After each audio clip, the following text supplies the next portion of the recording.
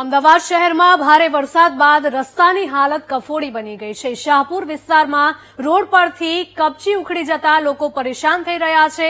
વાહન ચાલકો ધૂળની ડમરીમાંથી પસાર થવા મજબૂર થયા છે। 5 મહિના પહેલા જ બનેલા રસ્તામાં કપચી ઉખડી જતા લોકોને હાલાકી થઈ રહી છે। અનેક રજૂઆતો છતાં સમસ્યાનું નિરાકરણ ન આવતા લોકો ભારે રોષમાં જોવા મળી રહ્યા છે।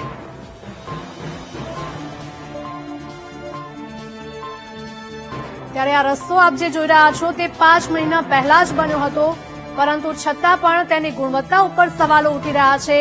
અમદાવાદ શહેરના આ દ્રશ્યો છે કે જ્યાં ભારે વરસાદ બાદ ઠેર ઠેર રસ્તાઓની હાલત કફોડી બની છે। રોડ રસ્તા સાવ ખરાબ છે। વરસાદ પછી કપચી ઉખડી ગઈ છે। બાઇકની મેન્ટેનન્સ વધી જાય એવો રોડ થઈ ગયો છે। તંત્રને શું કહેવા જેવું છે? કોઈ સાંભળવા તો તૈયાર છે નહીં। સાવ ખરાબ। આવું તો ના ચાલે। સ્માર્ટ સિટી ફક્ત કાગળ ઉપર હોય એવું લાગે છે। રોડ બને તો સરસ બને તો, પણ વરસાદ પડ્યા પછી અહીંયા પુષ્કળ પાણી ભરાવાના કારણે રોડનો બિસ્માર હાલત થઈ ગઈ છે। રોડ પર વાહનોની ધૂળની ડમરીઓ ઉડે છે અને પબ્લિક હેરાન થાય છે। ખાડા ખબડા છે થોડા, પણ શું છે કે પાણી ભરવાના કારણે કંઈ ખ્યાલ આવતો નથી। આજે આપ જોઈ રહ્યા છો કે શાહપુર દરવાજા 4 રસ્તાથી લઈને ઇન્કમટેક્સ તરફનો જે રોડ છે એ બેહદ ખાડા થઈ ગયા છે અને આ સામાન્ય વરસાદ જ કહેવાય। સિઝન પ્રમાણે વરસાદ પડે પણ એના હિસાબે આવો રોડ ન થવો જોઈએ। આનાથી બેક પેઇનથી માંડીને ઘણા બધા ટ્રબલ ઊભી થાય છે અને પબ્લિકના વ્હીકલને પણ એટલું નુકસાન થાય છે।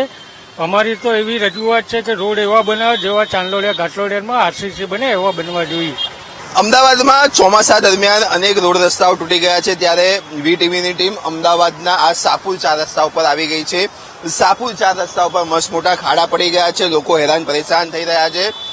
અનેક વખત તંત્રને રજૂઆત કરવામાં આવી છે, તેમ છતાં પણ હજી સુધી અહીંયા જે છે તે રોડ ક્લીન કરવામાં નથી આવ્યો, કારણ કે અહીંયા જે ખાડા પડી ગયા છે, ખાડા પડવાના અને વરસાદના કારણે અહીંયા જે કપચી છે તે કપચી ઉખડી ગઈ છે। આ તમે જે જોઈ શકો છો કે આ જે કપચી તે ઉખડી ગઈ છે અને કપચી ઉખડવાના કારણે વાહન ચાલકો અહીંયાથી જયારે પસાર થાય છે ત્યારે ધૂળની ડમરીઓ રોડ ઉપર ફેલાઈ રહી છે। ધૂળની ડમરીઓ અને કપચીના કારણે વાહન ચાલકોની સીધી આંખમાં અસર થાય છે। એક વાહન ચાલક આપણી સાથે અહીંયા ઉભા છે, તેમની સાથે પણ વાતચીત કરીશું। શાહપુર 4 રસ્તાનો આ જે રોડ બન્યો છે એ કેવો બન્યો છે અને એક વાહન ચાલક તરીકે તમારો અનુભવ કેવો?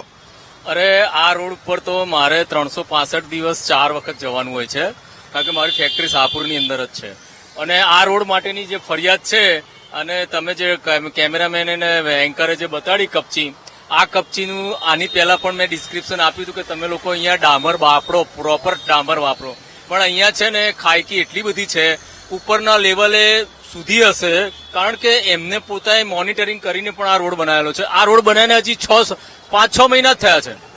ફક્ત 5-6 મહિનાની અંદર જ તે અત્યારે કપચી દેખાઈ ગઈ છે।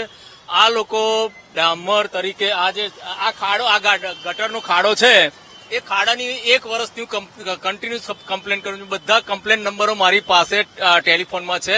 155-303 ઉપર હું ફરિયાદ સતત કરતો રહું છું। આખા અમદાવાદમાં હું ગમે ત્યાં જવું, ખાડા ક્યાંય બી પડે ને તો હું ફરિયાદ 155-303 પર કરું છું। પણ અત્યારે અમદાવાદ મ્યુનિસિપલ કોર્પોરેશનના અધિકારીઓ નિંભાળા, નઠારા, નાલાયક થઈ ગયા છે। હાઈકોર્ટ જે કે છે, હાઈકોર્ટનું પણ નથી સાંભળતા। એ લોકોને ફક્ત અને ફક્ત 60-40માં જ રસ છે અને આ મારું મંતવ્ય છે। કેશવ વર્માના વખતમાં સરદાર પટેલ સ્ટેડિયમ વોર્ડમાં સરદાર પટેલ સ્ટેડિયમથી તે સરદાર પટેલ સ્ટેચ્યુ સુધીનો જે રોડ બન્યો હતો, એ રોડને આજે 25-26 વર્ષ થઈ ગયા, હજી સુધી એ રોડ પર એક ખાડો નથી પડ્યો। પણ એના પછી જેટલા બી કમિશનરો આવ્યા એમણે કોઈ જ ધ્યાન આપ્યું નથી। ટેક્સ પેયરોના પૈસા અત્યારે કપચીમાં ને રેતીમાં જઈ રહ્યા છે। ટેક્સ પેયરોના, અમે જે કોર્પોરેશનની અંદર મ્યુનિસિપલ પ્રોપર્ટી ટેક્સ ભરીએ છીએ, અમને દુઃખ થાય છે, અમે રડીએ છીએ। મને તો બેક પેઇન થઈ ગયું ખાડા ટેકરાની અંદર સ્કૂટરને ગાડી ચલાવીને। મારે ગાડીનું પણ મારે ક્લેમ કરવાનો છે કે મારા બમ્પરો તૂટી ગયા છે, એના માટેનું। ચોક્કસથી અમદાવાદના આ રહીશ હતા કે જેને પોતાની આપવીતી કહી અમદાવાદના રોડ રસ્તા બાબતે અનેક વખત થઈ ગયા છે, તેમ છતાં પણ અમદાવાદનો આજે શાહપુર 4 રસ્તાનો જે રોડ છે તે રિપેર થયો નથી। 5 મહિના પહેલા જ આ રોડ નવો તૈયાર કરવામાં આવ્યો હતો, પરંતુ વરસાદના કારણે આખો રોડ ધોવાઈ ગયો છે અને કપચીનું રાજ અત્યારે રોડ ઉપર જોવા મળી રહ્યું છે. ત્યારે હવે અમદાવાદ ટેક્સ પેયરના રૂપિયાનો ઉપયોગ ક્યારે યોગ્ય રીતે થશે તે જોવું રહ્યું. કેમેરામેન રાજેશ ગઢવી સાથે પાર્થ જાની, વીટીવી ન્યૂઝ, અમદાવાદ.